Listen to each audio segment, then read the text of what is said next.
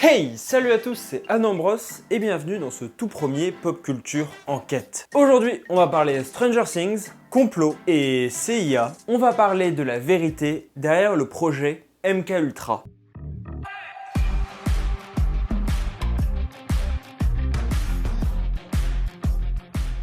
Petit point juste avant de commencer cette vidéo, il faut savoir que j'ai pris beaucoup de temps à la faire, elle m'a pris 2 mois, parce que c'est un sujet qui est très complexe, il y a plein de fake news. Vous êtes donc certifié que dans cette vidéo, il n'y aura que la vérité, et aussi, cette vidéo est donc sponsorisée par NordVPN.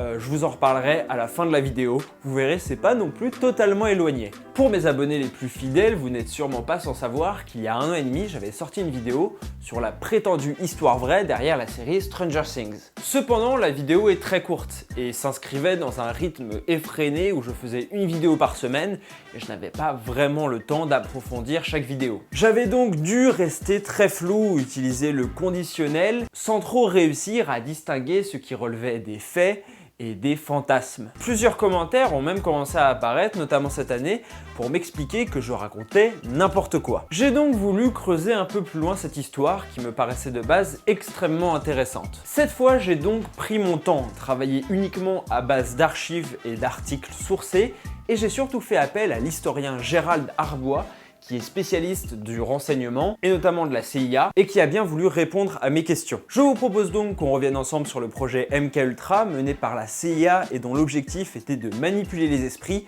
et qui est aujourd'hui réputé pour être l'histoire vraie derrière Stranger Things. On démêlera donc ensemble le vrai du faux pour savoir si des expériences à l'image de la série ont vraiment eu lieu. Je vous préviens, vous risquez très fortement d'apprendre quand même des choses, même si vous pensez en savoir beaucoup. J'ai donc décidé qu'on procède par ordre chronologique pour cette fois. Et comme point de départ, je n'ai pas trouvé mieux que la fin de la Seconde Guerre mondiale. Pour rappel, l'Allemagne nazie est défaite et l'URSS et les États-Unis sortent grands vainqueurs de la guerre.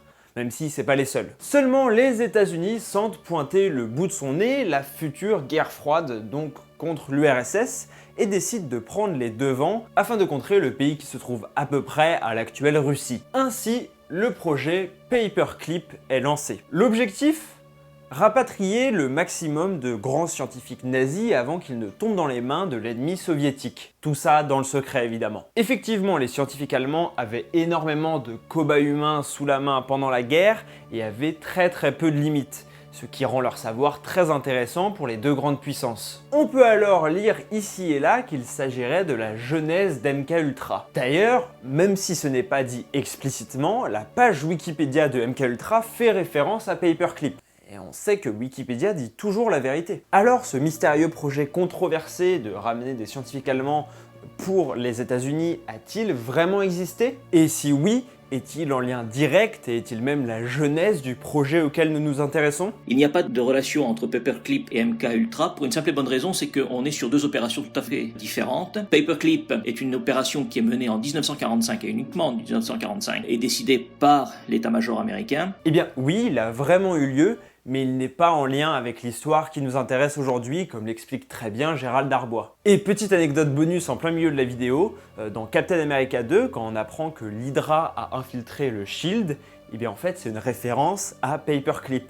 Parce que dans le film, c'est expliqué que c'est grâce à Paperclip qu'ils ont réussi à infiltrer le SHIELD. Mais si on ne peut trouver l'origine du projet qui serait derrière la série Stranger Things dans Paperclip, quelle est la véritable origine de ce qu'on appelle MKUltra? Et là, encore une fois, je vais laisser l'historien parler. MKUltra est une opération qui est menée à partir de 1949. Elles se mettent en place, ces opérations, autour du brevet qui concerne le LSD, déposé aux États-Unis le 23 mars 1948 par des scientifiques suisses. Ce qui est intéressant, c'est qu'il est présenté aux États-Unis comme étant un traitement miraculeux, et donc ça va permettre à tous les promoteurs de la psychologie cognitive, dont Donald Ewen Cameron, un psychanalyste américain qui est germanophone, qui est même germanophile. Durant le procès de Nuremberg, il a été fasciné par ce qu'il a pu entendre, par la façon dont le peuple allemand a été instrumentalisé par les nazis et que ce peuple allemand a accepté toutes les horreurs qu'on a rapportées. Et il va faire la rencontre du docteur Sidney Gottlieb, qui est le chef du service technique de la CIA, et c'est là que se met en place la genèse de ce plan qui va être connu plus largement comme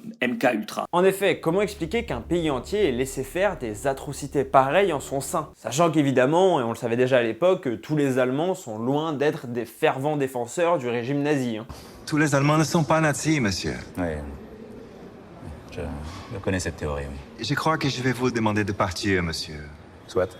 Mais c'est cette question qui va pousser la CIA à s'intéresser à la psychologie cognitive. Mais le vrai déclic aura lieu un an plus tard. En 1950 éclate la guerre de Corée entre la République de Corée, soutenue par les Nations Unies et donc les États-Unis, et la République populaire démocratique de Corée, soutenue par l'URSS et la Chine. On entend que des militaires américains, prisonniers de guerre, ont confessé leur amour du socialisme et on estime que 15% des prisonniers américains collaborent complètement avec les Chinois et que 70% des prisonniers américains signent une confession où ils admettent avoir commis des crimes de guerre et où ils dénoncent les agissements du gouvernement américain. L'autre élément, purement américain, c'est le développement de la psychiatrie américaine et à l'automne 1950, un ancien membre de l'Office of Strategic Service, Edward Hunter, écrit pour la première fois à propos des pratiques de chinois, il parle de lavage de cerveau. Et c'est là que tout va se mettre en place sur cette idée qu'on peut manipuler l'esprit.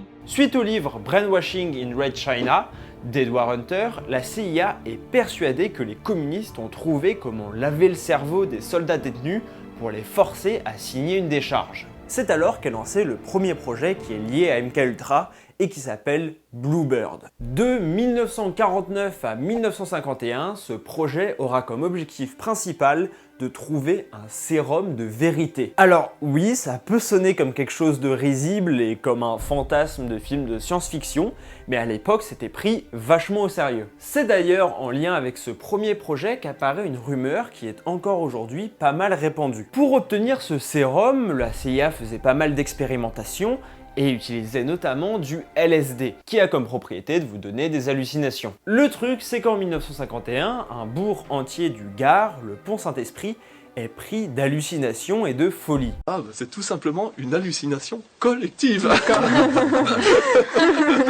Selon un article de l'Obs, il y aurait au moins 5 morts, une trentaine de personnes hospitalisées et plus de 300 malades. La cause ? On l'ignorerait d'après ce même article de l'Obs. Pire, en 2009, un journaliste américain révèle que ce village était en fait un test grandeur nature fait par la CIA dans le cadre du projet Bluebird. Il se serait alors débrouillé pour répandre du LSD dans toute la population et voir la conséquence, ce qui expliquerait les crises d'hallucination de toutes les personnes. Une des explications avancées serait que le village était particulièrement à gauche à l'époque politiquement, et donc des ennemis des Américains, des socialistes. Pour vous dire, certains habitants avaient même l'impression d'avoir des serpents qui leur sortaient de la bouche. C'était vraiment très prononcé et très étrange. Et cet article sème encore plus le doute. D'ailleurs, c'est marrant parce que Squeezie avait même fait une vidéo dessus où il terminait en disant qu'on ne saurait jamais vraiment si c'était la CIA qui était à l'origine de ce problème ou pas. Fake ou pas fake, on ne saura jamais. L'enquête aujourd'hui s'arrête ici. Et du coup, j'en ai parlé à Gérald Darbois pour savoir si effectivement la CIA était impliquée ou non et par quels moyens on pouvait le savoir. Alors bien évidemment, il n'y a aucun rapport entre l'affaire du pain maudit de Pont-Saint-Esprit et le programme en cours, que ce soit Bluebird ou MKUltra. Effectivement, contrairement à ce que pourrait laisser penser cet article, il n'en est rien. Cette espèce d'hallucination collective provient en réalité de l'ergot de seigle qui aurait été contenu dans le pain distribué par la boulangerie à laquelle tout le monde allait. L'ergot de seigle étant un composant qui est un dérivé du LSD en fait. Enfin, qui a des composants qui sont des dérivés du LSD. Après Paperclip, c'est donc la deuxième folle rumeur qui est écartée. Ce qui nous en dit pas forcément plus sur ce qui est du coup vraiment le projet. On en revient donc à Bluebird qui s'arrête la même année en 1951 pour laisser place à un second projet, Artichoke. Ce second projet utilisera toujours du LSD sur les cobayes, mais cette fois en essayant des techniques d'interrogation pour essayer de faire parler les prisonniers adverses. Il prendra fin en 1953 pour laisser place à MKUltra dont l'objectif est clairement de manipuler l'esprit. Et c'est ici que tout ce projet prend vraiment une nouvelle tournure. Et on voit bien que 1953, c'est le moment de bascule entre quelque chose qui était à peu près rationnel et une activité qui est un petit peu plus irrationnelle, parce que c'est là que se met en place la théorie que l'homme pourrait être robotisé. Cette théorie dans laquelle baigne l'establishment américain de la fin de la Seconde Guerre mondiale jusqu'au retour des prisonniers de guerre américains de Corée. La CIA reste persuadée que les soviétiques ont trouvé une technique pour manipuler l'esprit de leurs prisonniers. Et si on disait bonjour à ce bon vieux détecteur de mensonges? Alors, d'où est-ce que tu connais Vanessa? Ben, je la connais pas. Tu mens. C'est écrit. Alors, comme pour la course pour la Lune, tous les moyens vont être mis en œuvre pour les rattraper. Et comme l'explique très bien Gérald Darbois, c'est ici que tout l'aspect immoral et complètement déraisonné du projet va vraiment apparaître. Les limites de l'éthique sont complètement repoussées, si ce n'est carrément ignorées. Les cobayes sont parfois même moyennement consentants et on prend un peu tout et n'importe qui. Alors effectivement, les Américains ont utilisé des cobayes humains qui étaient parfois sans méfiance, des junkies. Pour cela, ils ont créé des prisons clandestines en Allemagne. Et l'objectif, c'était de rester dans la course avec les soviétiques. Parce que oui, tout cela est fait dans le plus grand secret, qui est plutôt logique en période de guerre. On peut donc clairement affirmer que le projet MKUltra a existé et qu'il consistait en une tentative de la CIA de manipuler l'esprit, notamment à travers le LSD et d'autres drogues, pour rattraper les soviétiques qui auraient trouvé, eux, un sérum de vérité. MKUltra va durer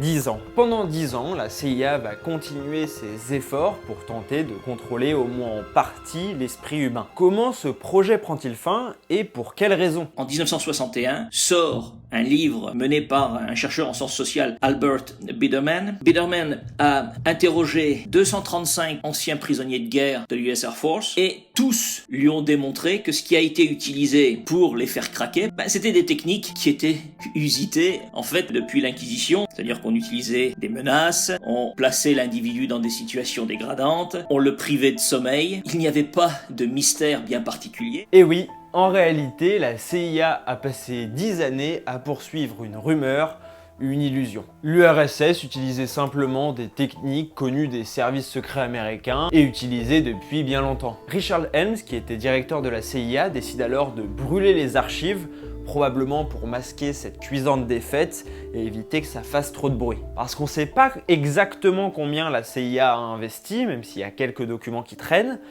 mais ça a dû coûter pas mal cher, surtout sur 15 ans, et le contribuable américain doit être moyennement content de savoir que les services de renseignement ont dépensé autant d'argent, tout ça pour une rumeur. Mais le pire est presque à venir pour la CIA. Nous sommes cette fois plus de 10 ans après la fin du projet.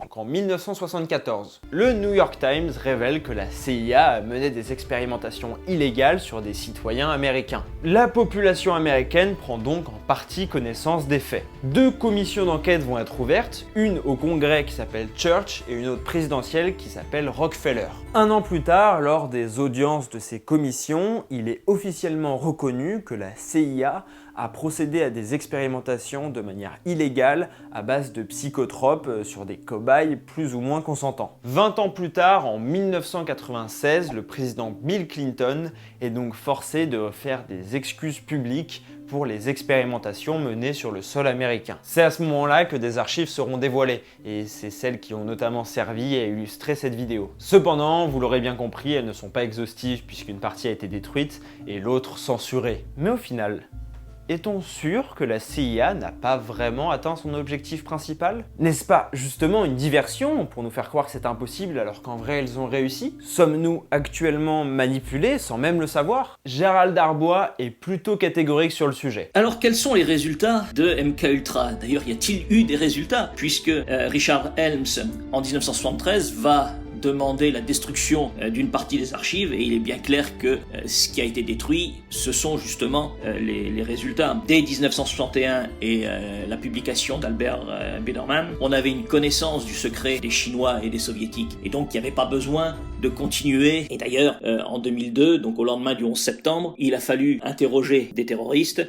La CIA n'a pas été très loin pour rechercher des précédents. Ils ont sorti le livre de Biderman, ils ont refait une théorie à partir de là. Donc non, contrairement à Stranger Things où les expérimentations ont marché, la CIA n'a pas réussi à contrôler l'esprit humain par le biais du LSD malgré plus de 10 ans d'expérimentation. Donc voilà, vous savez toute l'histoire autour d'MKUltra et je pense que c'est une histoire importante parce qu'elle a inspiré pas mal mal de films. Par exemple, dans le film Shutter Island de Martin Scorsese, que je vous conseille parce que c'est vraiment un super film, il y a une grosse référence à MKUltra, mais il y a tout un projet qui fait clairement référence à MKUltra, même si c'est pas explicitement dit. Et aussi parce qu'il y a pas mal de vidéos et de rumeurs qui tournent autour d'MKUltra, notamment qu'on serait tous manipulés, que les stars seraient en réalité des clones, etc.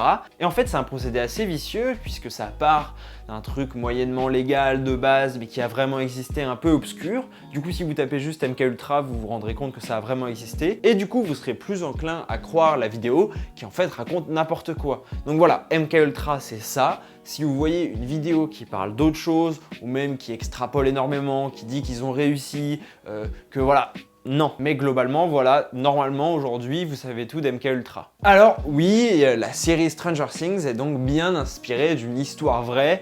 C'est quand même très extrapolé en réalité, voilà, c'est vraiment limite un détail, c'est limite un clin d'œil, une référence plus qu'autre chose. En tout cas, n'hésitez pas à me dire ce que vous avez pensé de ce format, si vous avez appris des choses aujourd'hui, si vous avez trouvé ça intéressant, et surtout à me proposer d'autres enquêtes que vous trouveriez intéressantes par rapport à la pop culture, des rumeurs que vous avez vues passer, des mystères que vous pensez jamais résolus, etc. Que je puisse me pencher dessus. J'aimerais en recommencer une autre d'ici 2 mois, ça prend quand même pas mal de temps. Donc voilà, dites-moi tout en commentaire, ça m'intéresse énormément et ça m'aiderait beaucoup à m'améliorer. Avant de conclure, j'aimerais vraiment remercier Gérald Arbois. Merci beaucoup, sans qui cette vidéo aurait probablement soit pas été la même, soit pas été possible du tout. Donc voilà, merci d'avoir répondu à ces questions et de m'avoir éclairé parce que c'était super compliqué. N'hésitez pas à lâcher un énorme pouce bleu et à vous abonner en mettant la cloche si ça vous a plu. Vraiment, ça m'a demandé beaucoup de boulot. Je sais que ça peut paraître une vidéo un peu classique, un peu plus travaillée que d'habitude comme ça, mais en vrai, c'est beaucoup de boulot parce que tout ce que je vous ai dit est sourcé. Il fallait contacter l'historien qui puisse me répondre, faire le montage, enfin bref.